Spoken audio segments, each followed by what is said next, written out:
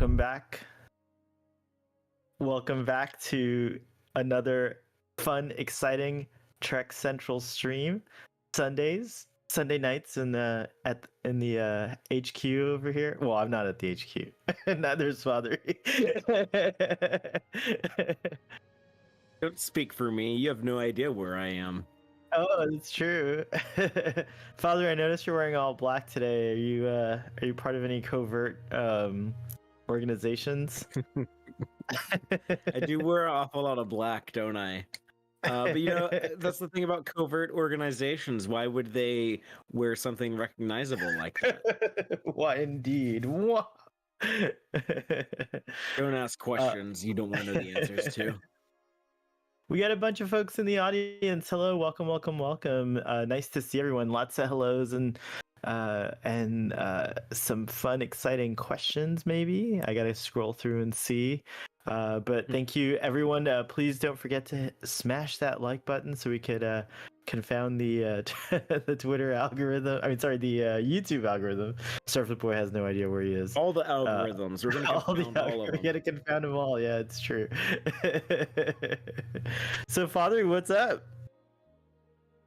Notice we don't have Captain Jack or Dom, so we're like in control again. We're the lower deckers. You're taking over the ship. It's very appropriate. It happens. Yeah, it's appropriate for the subject because we're going to be talking mainly about this week's episode of Lower Decks. We had some fun shenanigans over on that show. It's been a really interesting streak of episodes. The last I'd say 4, I guess, have all been pretty damn good in my opinion. Yeah, I have to agree. I mean, this whole season has been really amazing and fun to watch, and then we don't have the grand perspective that some folks have, but from what I see in my adventures on the internet, like a lot of folks really like this season a lot as well. So kudos to all the folks putting in that hard work to make Lower Decks an enjoyable Star Trek series. I think it's very well loved. Yeah, that's interesting. I keep hearing some people say that they weren't sure if they're enjoying season 3 as much as the first 2 seasons, and that seems weird to me because I think this has been the most impressive season. That's how I keep describing it as I'm consistently finding these episodes are just they found new ways to impress me. And yeah, it's just like my experience is like Lower Decks is like the show it keeps getting better and better. Absolutely. Well, so we talked about this episode in detail on Text Track, right? So I figured for this discussion, we can talk about some of the things we've thought about or noticed after that discussion. And then audience, if you would let us know what your highlights were from this episode or things that you maybe were confused by, didn't understand, or hated, because we got to get... Because Father and I just love it. Yeah, tell us what's not, because Father and I just love it. So we're probably going to have a small list of stuff that wasn't good. So yeah, I do have a piece of advice though. Oh, okay. For people who might not have enjoyed this one, is I think it played very different for me the second time I watched it. The first time I watched it, especially the first half of the episode, I was very confused, and that kind of kept me from enjoying myself because I was like, this is weird. Why is Boimler acting like this? And then when I watched it the second time, and I already knew the tragic side of the episode. You were concerned for Boimler and couldn't concentrate on the episode. That's sweet, Father. I wasn't just concerned, but I was also just I couldn't tell what they were shooting for, I guess. Or it was something else to cipher out and figure out. It's true. And then even after the reveal was revealed, I still didn't quite understand everything until I was able to rewatch all of it in the context. And then I guess the criticism I was having during that was oh yeah, but it's a shame that this is what they're gonna do with this other character, that we're gonna spoil away this whole episode. But the William Boimler dead. I was like, that is such a gut punch surprise. But did we really need to just eliminate this other character and all those story possibilities just for this one episode. But then by the end of it, they rectify that too, and I'm like, oh, that makes a lot of sense, and that fits in, and that's not ending the William Boimler stuff. They're setting up the next phase of the William Boimler stuff. So that was really cool. Yeah, totally, 100%. Tim Jerome in the audience says Tendi wants to be a captain. Best part. Yeah, that was a pretty cool part of it. I really enjoyed finding that out about Tendi. I immediately started wondering, are we gonna see live action Tendi and Rutherford like on another Star Trek series? You know, if and I can't imagine it won't go well, but you know, after the Strange New Worlds crossover, there's possibilities for more. So who knows? There's no reason. It's only, I mean, like, we know that that's going to be Jack Quaid and Tawny Newsome, but there's no reason to think that there's not going to be anyone else from the Cerritos pop in live action. Like, there's a good chance that, you know, we do see Rutherford or Tendi or Shax or Freeman or someone just at least just very briefly. You know, I think it's likely to well, I don't know likely, but I think it's very possible. Plausible. We'll go with plausible. How about that? Plausible. It's really cool to imagine the Lower Deckers can just like kind of that Lower Decks, you know, the characters can kind of go back and forth from animation to live action. That's a really neat like kind of idea. I don't think many, I think we talked about this too, but I don't think many other kind of franchises or sagas have kind of done that, you know, other than maybe Star Wars. Yeah, like a little bit. But not even there. The other Star franchise, like they're doing Ahsoka in live action now, but you know, instead of having like Tara Strong dressed up as the character, they have Rosario Dawson. So that's true. That's a good point. Yeah. So that's a good point. Like, you know, swap people out and stuff. So yeah, like, it is very interesting, you know, to take animated characters and actually using the voice actors to play them in live action. But I don't know if it would work for everyone in Lower Decks, but it would certainly work for the 4 main Lower Deckers. Yeah, for sure. I mean, I feel like Jerry O'Connell could totally beef up to well, he's kind of already like pretty hunky, you know. I think he's I think he's a little too old to be Ransom in real life. Well, he could play old Ransom then. Sure, he can play old Ransom. You know, I picture Ransom as like, I don't know, like early TNG Riker, like he's like 30-ish. Like late 20s, early 30s. That's Ransom. Like a Jerry O'Connell, great dude, but yeah, he looks a little older than that these days. Jill 47. Oh, by the way, thank you for being members of the channel, Tim and Jill and Chuck, who's also chatting in the audience. Yeah, thank you so much. There's a bunch of y'all in here, and thanks for showing up every week. But Jill says, one thing I love is how Rutherford and Tendi are so nice, but not at all boring. That's hard to pull off, and they're doing it. Yeah, I agree with that. Like, there's like really, yeah, it's true. Nice, but not boring. I got to figure out how to be that. What, nice? Yes. I was waiting. I was like, yes, Father. Exactly.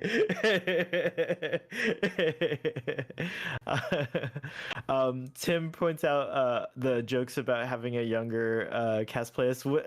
We didn't talk much about it before, I think, in our conversation, but that was really funny. Like the jabs at like the jabs or maybe the nods perhaps at the Kelvin kind of thing, and like recasting with a younger cast. Like that's definitely something that was like kind of like a poke fun at moment, right? Yeah, that was funny. What kind of surprised me about this was that initially I was like, oh man, like they did all those like movie trope jokes in the last Crisis Point. You know, we already covered this in season 1. Is this going to be like derivative? But it's like, no, like there's still tons of Star Trek movie concepts that you can riff off on this Lower Decks format. With I think like the crucial thing that made this work so well is that like they're doing the movie from Boimler's perspective, and like with Mariner, it was about using this holodeck adventure as an excuse of how do we get into this character's head and scratch beneath the surface and explore this dramatic event that they're dealing with, this crisis that they're going through. And so, yeah, you can totally like keep doing more of these. Like, let's get another sequel. I want to see the crisis point for Tindy. I want to see the Rutherford crisis point. Who knows? Maybe we need like a Dr. Tiana crisis point. What would that entail? So yeah, I think it's like really cool. And yeah, and as this episode shows, there's more and more, because there's so many Star Trek movies. There's a lot more stuff they can take from the movies to poke fun at, and yeah, I think they could get even more mileage out of this concept. This season's been like kind of touching on a lot of like fan, kind of experience themes that fans have, like experiences that they have. And I feel like I don't know about your experience, but I feel like an experience I see a lot, and especially one that I had, was like kind of creating fan films when you're like, like when we all started getting like video equipment and stuff, and like figuring out you can make things look like uniforms. We used to make fan films, and it reminds me of, and even when we got like more sophisticated, like in our early adulthood, my friends and I would make like kind of fan films, whether it was like Star Trek or Star Wars or something else, like. So in a way, that's like, could you imagine like doing or playing role-playing games that are themed on Star Trek, for example? But can you imagine like in the future when you have a holodeck? Yeah, sorry, go ahead. No, I was just gonna say, yeah, I think it has a lot of relatability from not just the, I guess, fan film perspective, but also like you were saying, like with like the RPGs, or even people who play like Star Trek Online or other Star Trek video games. Speaking of which, one just came out Friday, right? The Star Trek Prodigy Supernova game. Yes, it which did. I've downloaded. It's on my PS5. I just have not had a single moment to play it yet, but I would love to play it soon. I think the graphics look really great in that game. I saw the trailer, and it looks like a lot of fun. That was also a meta thing that I just did, the graphics. Haha, sorry. You'll have to tell us if the graphics are good. These graphics are mind-blowing. What is that? What was it exactly that Rutherford said? If we could continue, like, wow, these graphics are mind-blowing. It's true. Nintendo is like, Rutherford. That reminds me, by the way, even that experience, that's pretty relatable. That's like if you're trying to like show someone like a movie that like you think is like really cool, and they're just like making like these remarks the whole time, and you're just kind of like shut up and enjoy it and take it seriously. Like I've been that person before, for sure. So note to self, when we go into like a Star Trek live action role playing experience at like Paramount or whatever, whatever theme park they put it into, don't act like a goofball, act serious and be in the mission. Yeah, keep your head in the game. Keep your head in the game. I think it's cool to that you pointed out the Prodigy game, because it's only like 2 weeks, right? That's it. Like we have 2 weeks left for Prodigy. Yeah, less than 2 weeks now. Yeah, October I'm so 27th. excited. Oh my gosh! Like it's cool that the two Star Trek animated shows go back to back. But yeah, I'm very excited about Prodigy. They're so different. They're such incredibly different shows, but I feel like there's like a certain kinship between them. I guess being like the two animateds, the first animateds in decades. Live action Trek, pretty normal, right? We'd had hundreds and hundreds of episodes of that. Animated Trek had not been attempted in almost 5 decades before they created Lower Decks and Prodigy. So, I'm also curious, like, what would they do as like the next animated series? And we got the adult comedy, we got the all ages action adventure. There's a lot more they could explore with animated Trek going forward. So I'm hoping that Lower Decks and Prodigy, continue to be enjoyed and hopefully have successful runs. They seem to really be liking Lower Decks. They've already ordered 4 seasons and have probably more on the way. It sounds like everyone's happy with the way things are going. But yeah, with Prodigy, what they've also, it's 2 seasons, but it's a 40 episode order total, right? Because they do the longer seasons, even though they still get split up. Yeah, but also Aaron Walkie dropped a cool little hint while reminding folks. You saw it. So he said. Go ahead.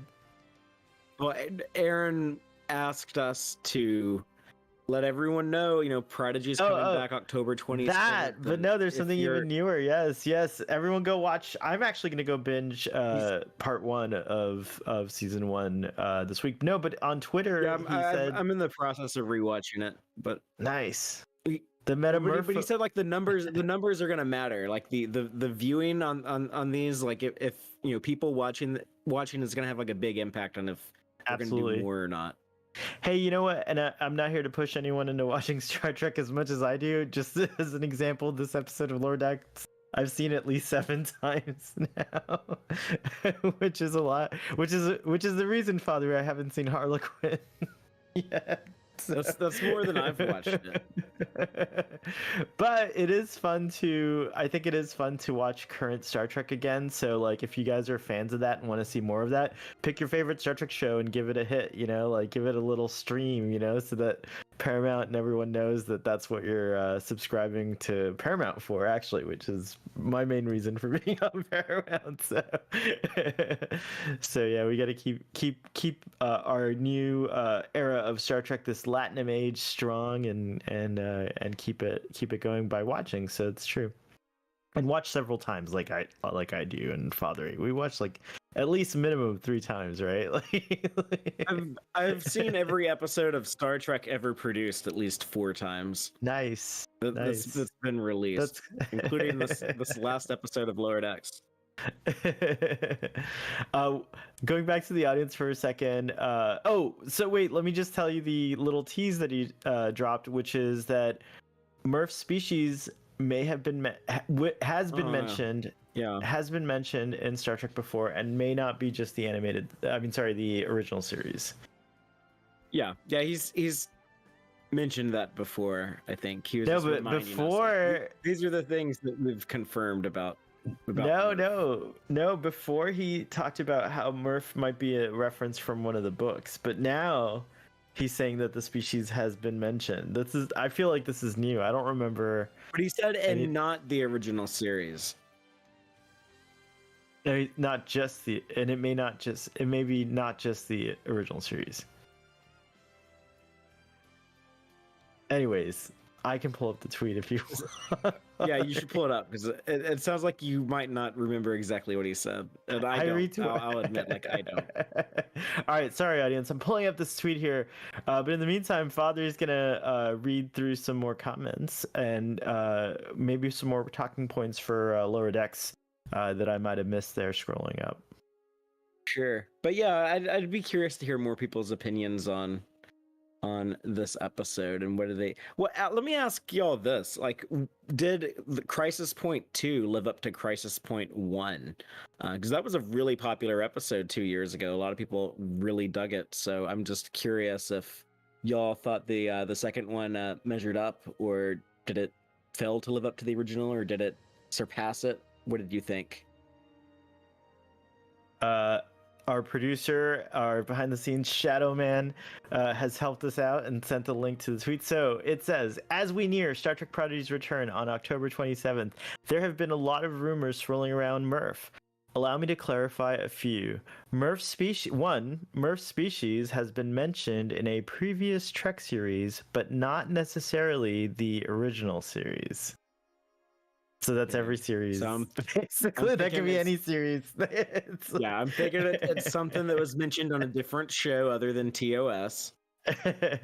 And then number 2 is a metamorphosis will take place. And then number 3, we love Murph. And it's true, we do love Murph. We know that from the clip. They showed the clip of Janeway in pursuit of the protostar, and Murph was metamorphosizing off screen. Absolutely. So yeah, audience, you got to figure this out. Ooh. Dom Paris says Mariner even claims that this isn't a sequel to Crisis Point because it doesn't mean anything to her, yet it means something to Tendi and Rutherford, who enjoyed this more than the original. Yeah, it's true, actually. Dom was responding to something. Oh, there's more stuff from Dom that I missed. Such a bad reader. Okay, the original, the earlier. Go ahead, Father. No, just gonna say but that ties into what we were talking about a moment ago about this being so relatable to the Star Trek fan experience. A lot of these Star Trek movies, for example, my favorite Star Trek movie of all time, I'm not saying it's the best, but I'm saying it's my favorite, and I do consider it to be one of the best, but Star Trek 3: The Search for Spock, that is my favorite Star Trek movie. I can point out to some very particular reasons why, some personal, some just that's just kind of what I prefer, but a lot of people write that movie off, especially like in the old days when I was like, oh, the even numbers are good, the odd numbers are bad, and stuff like that. And it's hard to stand out when you're sandwiched in between the Wrath of Khan and the Voyage Home. But the different Star Trek movies have different meanings to us. Widely, everyone generally considers Star Trek V the worst Star Trek movie, but I know like a lot of people love that movie, like including Starfleet Boy here. I love it. So yeah, right on. Absolutely. Let's see here. So what do you guys think in the audience? Do you have any ideas who Murph is? What species Murph is? Like any clues in your watchings of other Star Trek series that remind you of Murph? I'd like to know. 'Cause I am. Aaron failed to mention one thing in that tweet, though, that we've already established with him, is that I believe he has confirmed that the Murph secret origin has already been guessed online. One of the theories that has popped up somewhere is correct.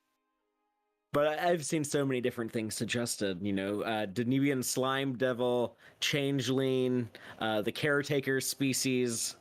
So what species from like past Treks that kind of morphs or like changes would be really useful to the team, like in a jam? Like Murph's already proven useful, like he can swallow explosion, like bombs and let them explode inside himself. He can eat anything. He can eat anything, right? Like so he's like borderline indestructible. we may not even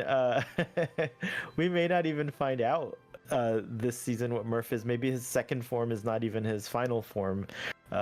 Which, did you forbid me from saying that? Someone forbade me from saying it. I think I said it again. Yes, the Dragon Ball Z reference. Dom thinks it's the Wraith from Star Trek Enterprise. The Wraith. The Wraith. The Wraith. Let me look it up. I don't remember the Wraith. There is a shifting slug in Rogue Planet that when Archer kissed this woman and then she turned into a slug. But is Murph a shapeshifter though? Like I know like he's kind of like this liquidy blob, but he never really seems to like full on shapeshift like Odo style. But maybe you can't do it when you're like a baby Murph, whatever Murph is, like maybe that's like something that happens when they become like bigger. Or he doesn't know how to shapeshift yet. Remember, didn't Odo have to learn how to shapeshift kind of? Like he had to like he started by mimicking like objects or whatever. He could still turn into like birds and dogs, and like he showed a wider range than Murph has. And also Murph's the wrong color. He's like not that that bronze type brown color. He's blue and purple. Right. That's true. We've only seen those changelings be that color. What about Martia or Alia, sorry. Oh, in Star Trek 6. Martia, what was her name? Not Martia. It was Martia? David Bowie's wife. Yes, Martia. Martia. Okay, I got it right. See, I gotta trust myself. Dude, I don't think like she turns into liquid. I think she's just kind of like a human-y shaped thing that can just like adjust to. What are the shapeshifters that we've seen on Lower Decks before and on the animated series? Oh, the Vendorians. The Vendorians. Yeah, there's one of them in The Survivor, which we'll be talking about on your channel very soon. Yes, that's true. When we resume our animated series discussions. But But yeah, do we know anything about Vendorians and when they're babies or anything like that? Like, could Murph No, transform but into a Vendorian next? They're not blobby things either. They're like in their natural form. They're like that tentacle creature. Well, I'm assuming Morph's gonna start transforming into whatever the species was that was mentioned or talked about. So it's interesting. And if it's not the original series, it could be the animated series, which there's a lot of love. Yeah. There's a lot of love for the animated series in current animated Star Trek series. So yeah. Mm-hmm. Yeah, especially in Lower Decks. But I'm curious to see what they have planned for Murph. It's going to be a big reveal because, as we've mentioned before, he certainly seems to be like the most popular character among the younger audience. They all seem to get crazy for Murph. All the kids we saw at the convention in Chicago, they were all into Murph. Now there's finally a few lucky people have the Murph plushie finally available. If you were lucky enough to grab one up at New York Comic Con. Oh my gosh! It must be a shame if they changed Murph now. No, it's all right. I think you can still vibe with that. The merchandise. I really want one of those Murphs. I love my Jordy Bear. It would be so cute to have Murph next to Jordy Bear. Also, it is weird that I have stuffed animals in my bed. A dude came over the other day, a friend of mine, not like that kind of dude, but was just like, "Oh, you have plushed animals on your bed." I was like, "Yeah." I do.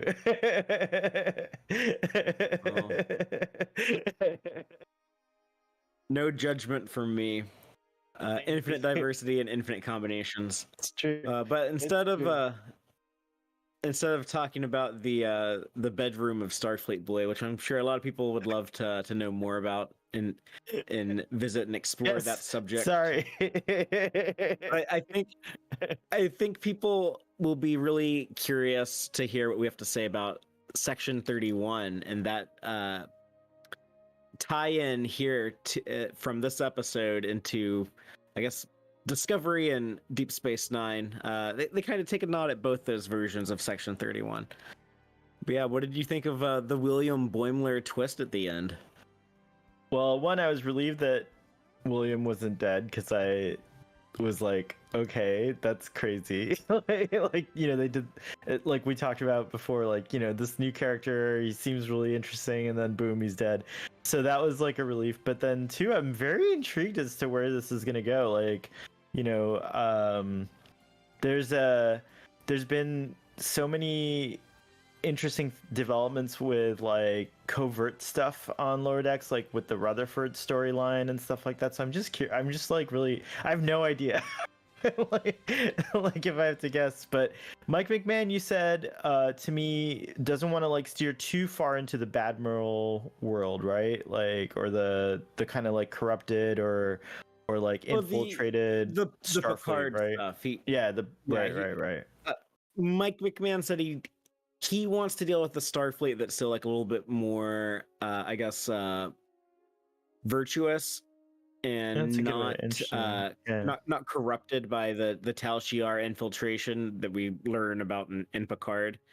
So those events, like the synth band specifically, that is, I believe, 2386, and currently the show Lower Decks is still set in the year 2381. And yeah, Mike suggested like his entire show will take place before the events of 2386. Dom in the audience says, I dislike that they had the black comm badges here, since it kind of changes how they change from a more public organization into DS9. So yeah, it's true. Like maybe they're just I don't know, do you think the black comm badges just like Section 31 is just something that like people, I don't know. Yeah, it's kind of like an interesting thing. It's funny. I know Lower Decks was poking fun at it, but But yeah, what's I your love what's your that take joke, on it? but I mean, I would be annoyed if they're like running around in public wearing those black badges and they're recognizable as Section 31 from their black badges, like they were in Discovery. I'm hoping that that was just kind of a joke, and then we'll see them wearing the black badges in private, and they'll actually be like, if they're in public view, they'll be inconspicuous and something like that. I think that'd be the way to do it. I think the whole affair could be retconned nicely if someone just on screen says like, "Oh yeah, Starfleet intelligence also wears them, but Section 31 wear them so that they can like walk around like giving that image of like, oh, these people have a special clearance." So they get left alone, but they're not, that's not really a Section 31 badge. It's just like what you wear so that people kind of think, oh, that's a member of Starfleet intelligence. I don't know. What are you smiling about? You're like, no.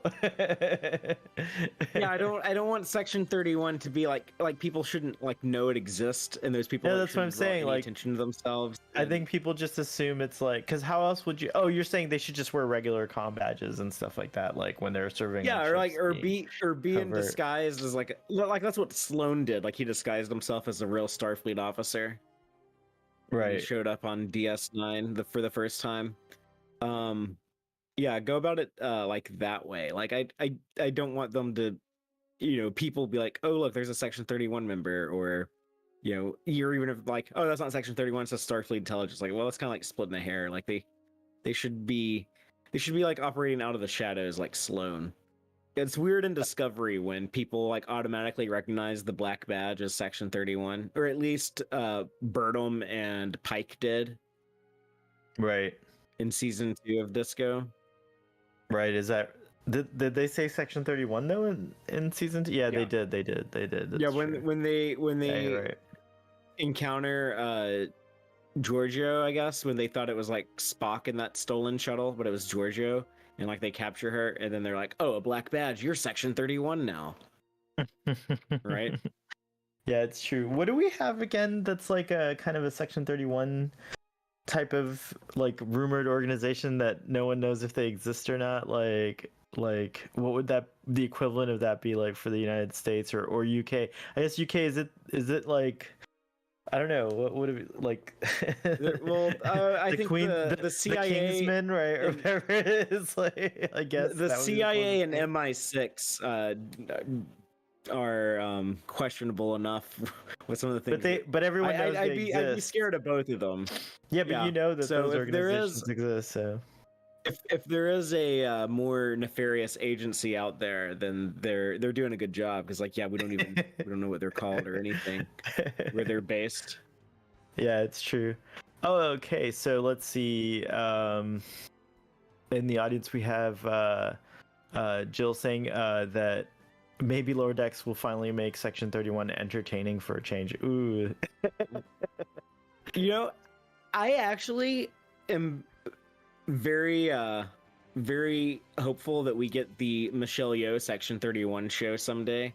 And I had like no interest in a Section 31 show ever for Star Trek. I just like, yeah, that seems like the least interesting thing you could do. But then after I heard Bowie and Erica talk about it, the showrunners for that show, that they put together a writer's room and broke an entire season.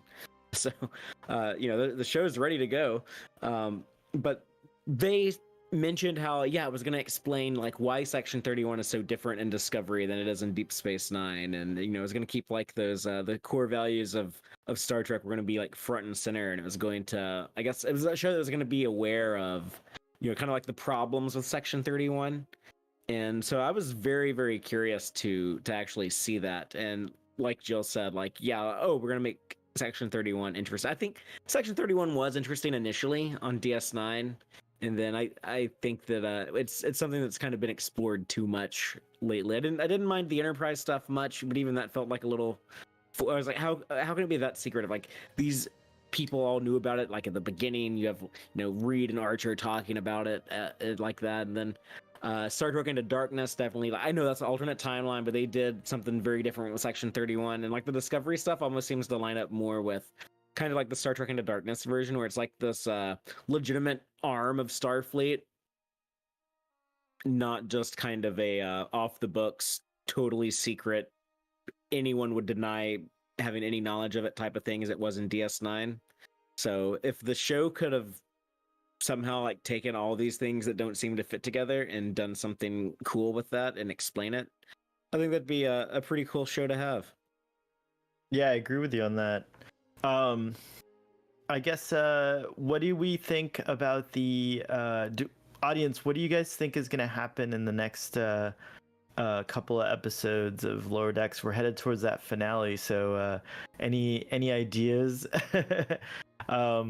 Fatheria, I understand you are a time traveler, so you really can't speculate too much about next week. But overall, general thoughts or speculation about this season's end game.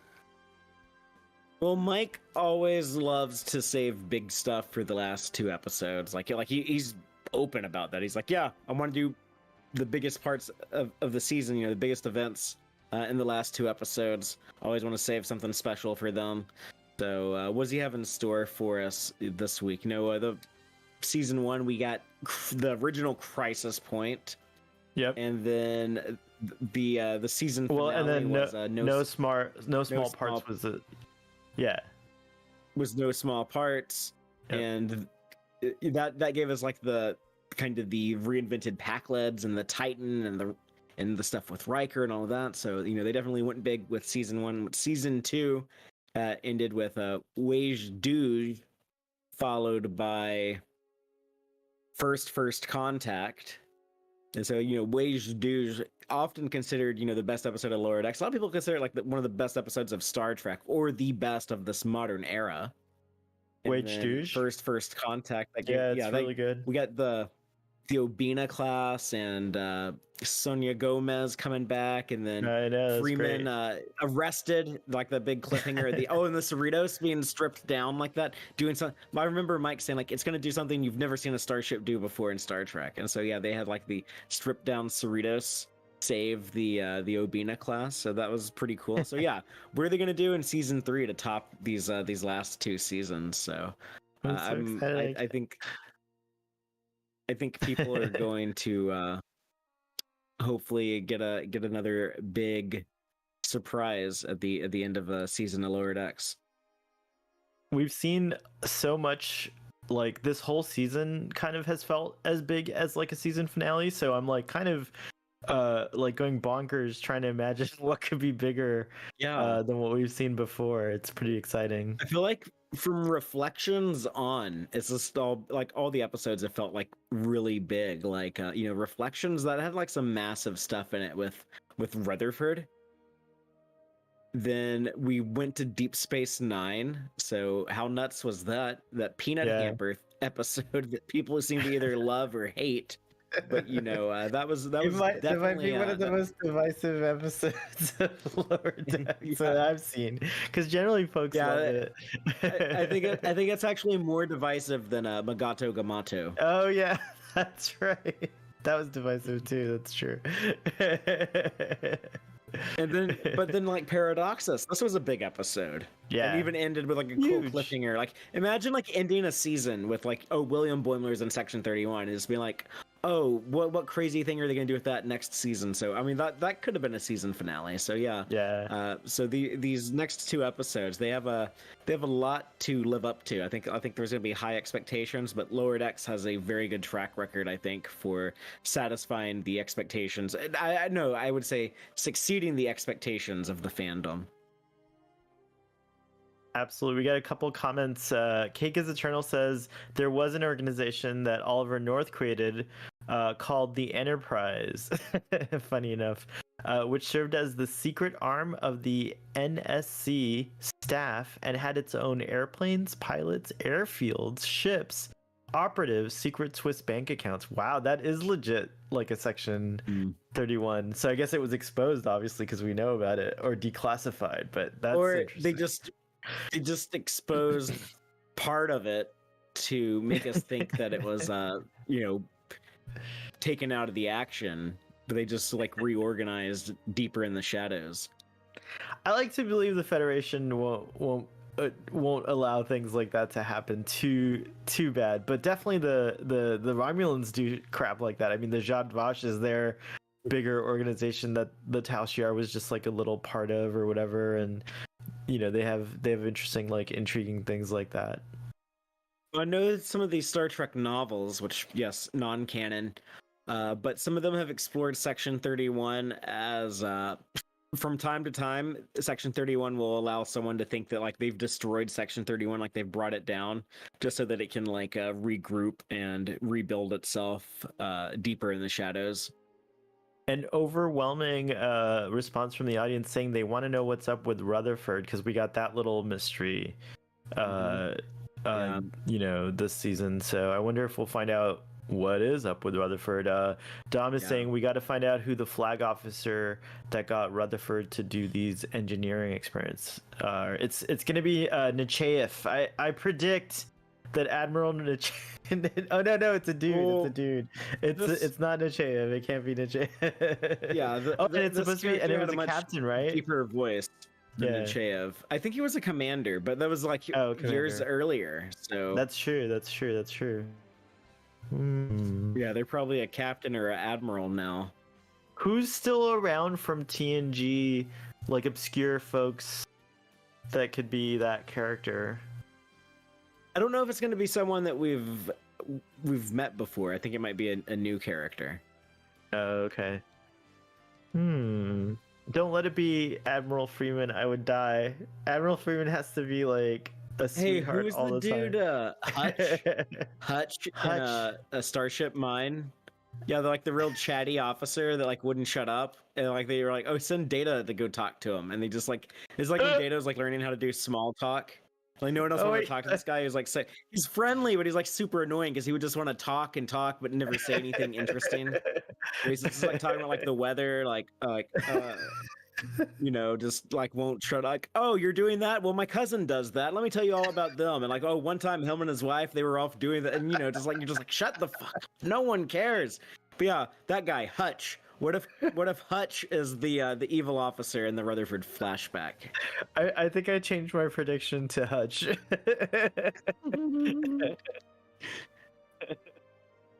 Yeah, that'd be a hell of a surprise now, wouldn't it? It's really funny.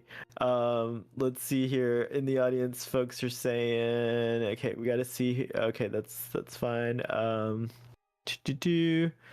Emperor Jojo being a part of Section 31 makes me think they could take it in an almost Suicide Squad type of direction where you have the villains and misfits of the Trek universe keeping it safe. Oh, that's true. That would be fun. That would be kind of fun. I actually like that idea with like, I kind of think that that's maybe something that could be set up with the Peanut Hamper crew. Those AIs, like I think I heard someone, or we might have even like speculated that could be something that they could do in the future, is create like a Suicide Squad of like AIs to go out there and keep the Federation safe. They're saying that that wouldn't like go against the meaning of Measure of a Man at all. Like oh, you AIs, you're enslaved to go to service us because they're bad AIs. They're bad AIs. They gotta serve out their term. Slavery is okay in the future as long as it's only done to the bad AIs. No, it's like a serving time. It's like it's part of their rehabilitation is to do good. Teach them how to do good so that they can like feel what it's like to, even though I don't think they'll ever change, but still it's part of the rehabilitation. They expose them to experiences of potentially doing good, which could lead to all sorts of gags too, by the way, Father. Well, the other Star franchise did that episode of Clone Wars that was just the droids as the secret Suicide Squad going on a mission together. And I mean it was like pretty dumb and one of the worst things I've ever seen. But maybe Star Trek could do that idea, but like do it good. Let's see here. Dan Kiefer says, live action Peanut Hamper. Yes, I would add her to that crew. It'd be easy. You just need like a little exo comp, just like build the little metal box, and I guess you would need to animate it like floating around and stuff. But yeah, it'd be pretty easy to do. Our captain says, don't disrespect General Meaver Gaskin fathery. Okay. Just so you know, the eye of Jack is ever watchful, and like or something. Yeah, like.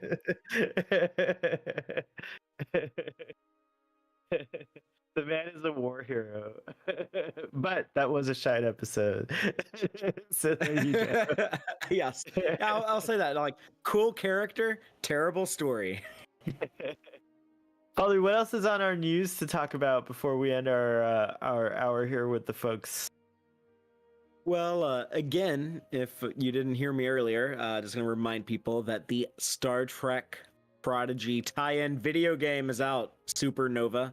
It's available on PS5, PS4, Xbox, Switch, PC, I think. So you should be able to get it on whatever platform you use. Has anyone in the audience let us know? Let us know if you're playing the game. That'd be cool. Also, Todd Stashwick, happy birthday to you, Captain! Happy birthday, my captain! The new captain. How long will he be captain? We don't know, but we don't know. I hope long. We know that there's probably going to be some deaths in season 3 of Picard, so I don't know. Like, new characters showing up. Like, well, I don't know. Are you gonna last? Are you not? We'll find out. I can't deal. I'm gonna be a wreck. The whole time I'm gonna be a wreck. But yeah, Todd Stashwick is gonna be the captain, it looks like, of the Titan. So we're very excited about him. And I'll do my 12 Monkeys shilling now and say that you can also catch him on 12 Monkeys. He plays a cool character named Deacon. So yeah, check him out. Check out that show. You got like 5 months between here and Picard. It's a Terry Matalas show. You got to watch it.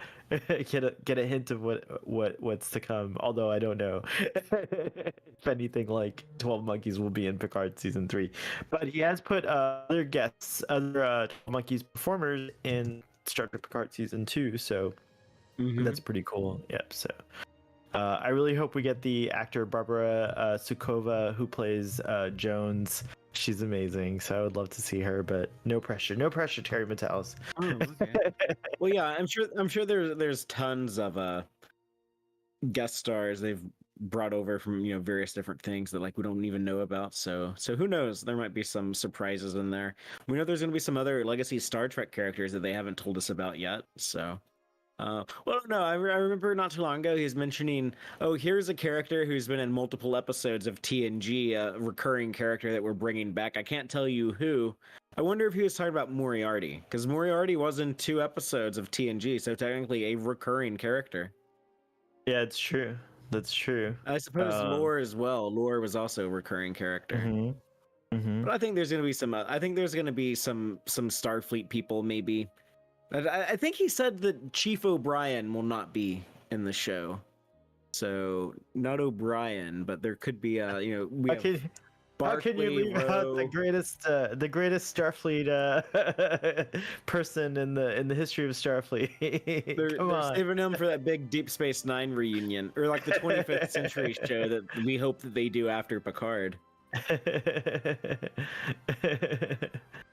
But yeah, lots. We'll be speculating a lot about Star Trek Picard season 3, especially when Jack is on. Well, here's what I want. Here's what I want to ask Terry. So I hope you're feeling better. By the way, we heard he might be sick.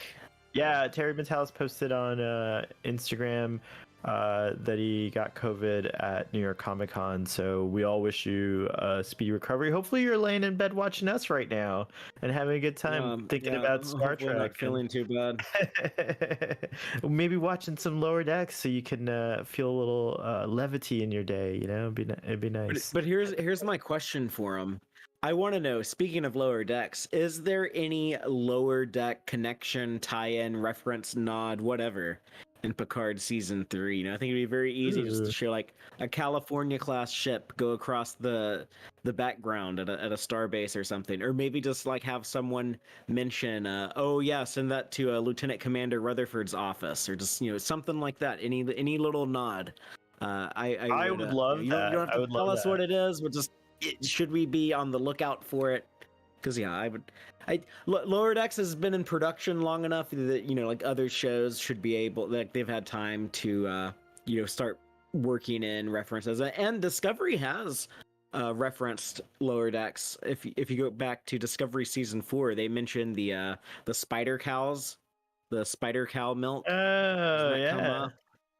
And Romulan whiskey. They talk about Romulan whiskey in the season 4 premiere. Like the butterfly people are like, when they can't fly in a straight line, and Stamets or someone is like, maybe they've been hitting the Romulan whiskey too hard or something. Romulan whiskey is what Mariner was drunk off on when she cut Boimler's leg open with a bat lap. So Jill says O'Brien should not suffer and should live in blissful Marin County, California. I love Marin County, so yes, I agree with that. Let's see here. Did you guys read about how the canceled Star Trek 4 was going to be like Indiana Jones and the Last Crusade, and now Discovery season 5 is indie inspired? Yes, Father, you got some thoughts on that, yeah? Yeah. Well, these writers that they wrote the script for what would have been the 4th Kelvin movie. This was way back, like right before Star Trek Beyond had even hit theaters. Paramount announced that they already had Star Trek, whatever the 4th one was going to be, but they have our next Star Trek movie ready to go, and we're going to have Chris Hemsworth return as George Kirk, and it was going to be directed by S.J. Clarkson, who I feel so sorry for because she didn't get to direct this movie because it didn't happen because they couldn't afford to bring both Chris's into it. But the idea was that right before he crashes the Kelvin into the Narada, he would have tried to beam himself to one of the shuttles, and he got stuck in the transporter buffer like Scotty in the episode Relics. So many years later, Kirk, Spock, the Enterprise, they have to come investigate the wreckage of the Kelvin for some reason, and they discover his transporter pattern, and they're able to rematerialize George Kirk. So, from his perspective, he had just saved his wife, who's giving birth to his baby son, and then all of a sudden, bam, he's in the same room with his adult son. And so that was going to be the story. And then, like, the two of them team up, like Harrison Ford and Sean Connery in Indiana Jones and the Last Crusade, and they go on a father-son adventure together. So I kind of love that. Bad. Yeah, actually, I love it so much, actually. And the two Hemsworths. Oh, sorry, the two Chris's, rather, not the two Hemsworths. So the two Chris's, yeah. It would have been very fun to watch the two of them together. Yeah, I'm a big. They've never been on screen together, right? Have they been? I can't think of. Not in Star Trek. Maybe in something else, but no, that's what I'm trying to say. Is I don't think they've yet done a film together, which would be really cool if they did. If Star Trek were that film, I think that would have been a really cool idea.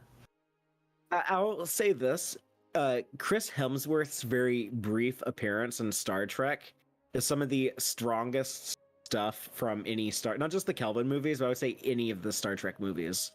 Like that. Yeah, that George Kirk. Yeah, I mean, like if that doesn't get its hooks into you, then like I don't know what would. I mean, I remember going into that movie so terribly nervous. I was like, oh my god, this guy J.J. Abrams, is he gonna ruin Star Trek? Is he gonna do like a good job? Like, what am I gonna? I didn't know what to expect, and like I sat there and I watched that opening, and I was like, I gotta admit, that was pretty damn good. I am invested. The Star Trek noob who's never seen any of the shows or movies, and they're watching this as like their first Star Trek experience, they're going to be invested. Yeah, just like that had like the emotional impact to really like grab audiences. Well, I mean, is it totally dead? I mean, is it completely not going to happen, or is it something that maybe could happen in the future? Because I feel like they just stopped production, right? Like, is what happened. Yeah. Well, this was like 4 scripts ago. It was like a very different movie. Oh, okay. So we don't know what the most recent project was. This was so I misunderstood. Okay.